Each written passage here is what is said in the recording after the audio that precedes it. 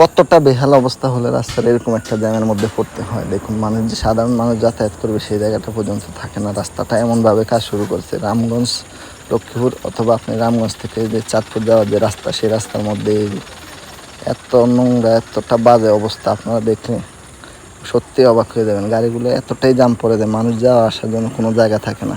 এমনকি একটি গাড়ি যখন যাওয়া শুরু করে আরেকটি গাড়ি আসতে পারে না, এমনকি একটি গাড়ি আর একটি গাড়ি একটু ওভারটেক করতে পারে না, তখন দুরবস্থা সৃষ্টি হয়। রাস্তায় জ্যামের মধ্যে মানুষ ঘন্টার পর ঘন্টা দাঁড়িয়ে থাকতে হয়।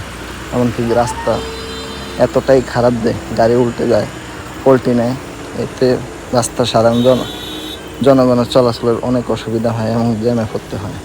একটি রাস্তা দিয়ে একটি গাড়ি গেলে বাকি গাড়িগুলো যেতে পারে না। খুবই দুরবস্থা রামগঞ্জ লক্ষ্মীপুর অথবা রামগঞ্জ চাঁদপুর রোড, খুবই খারাপ অবস্থা। আপনারা দেখতেই পাচ্ছেন কী একটা অবস্থা রাস্তার মধ্যে। একটি গাড়ি গেলে আরেকটি গাড়ি যেতে পারে না। অবশ্যই এটার দিকে যারা উপরস্থ কর্মকর্তা আছেন, তারা অবশ্যই সরকারি কর্মকর্তা বা যারা আছেন, তারা দেখার জন্য অনুরোধ রইল।